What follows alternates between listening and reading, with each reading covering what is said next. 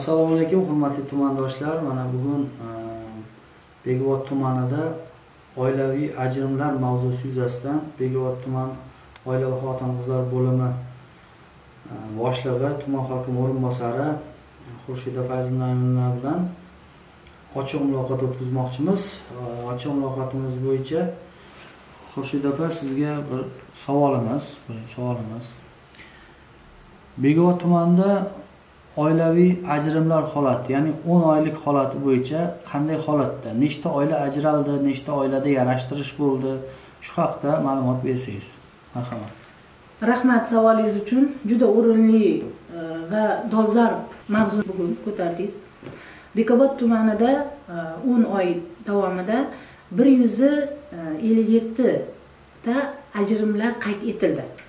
Bu tumanlararo sudida va Bekobod tuman fiqh bo'limlarida.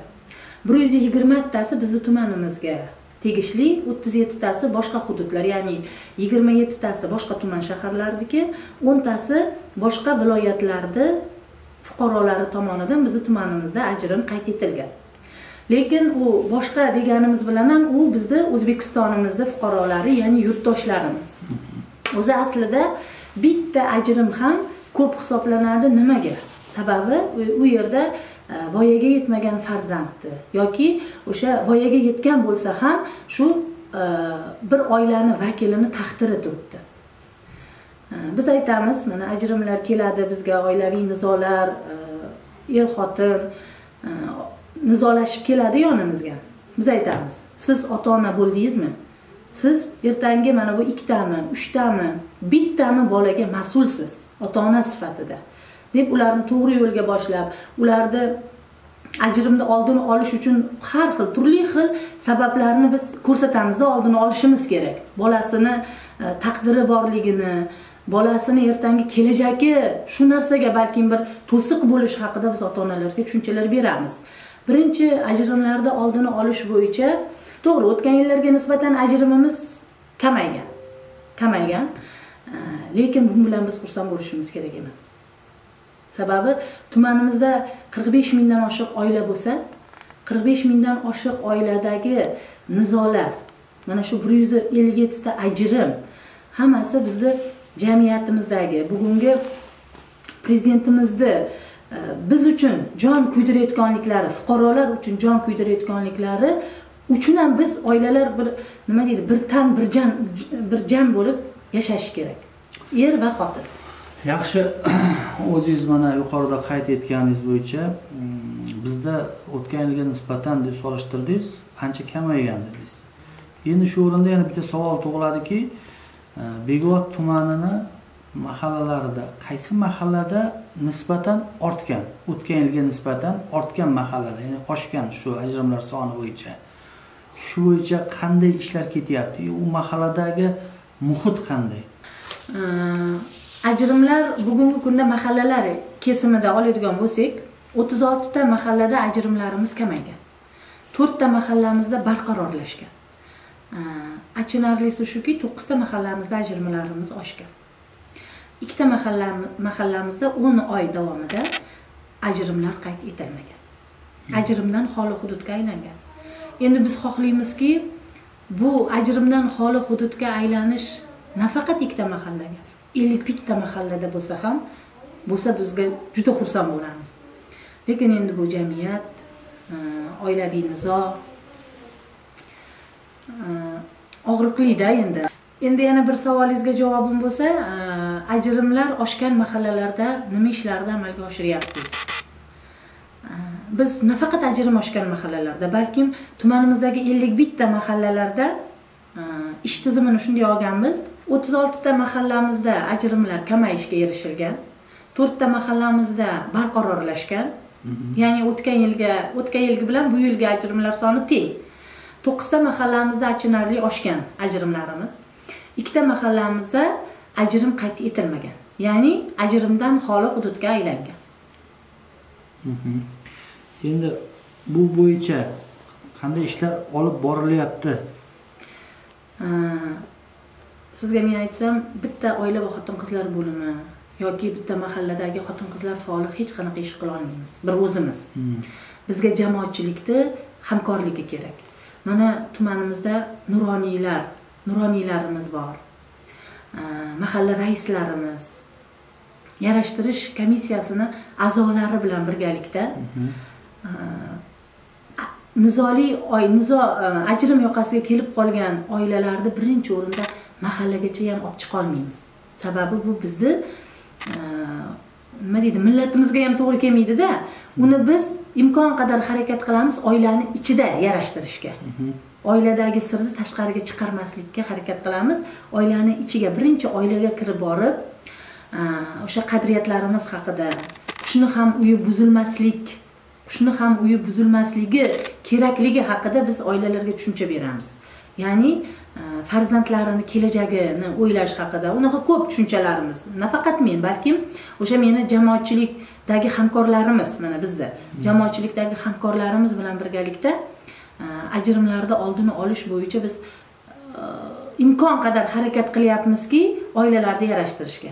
Mana bu yil yana men aytib o'tishim joizki, 200 ga yaqin oilani yarashtirdik bu yil.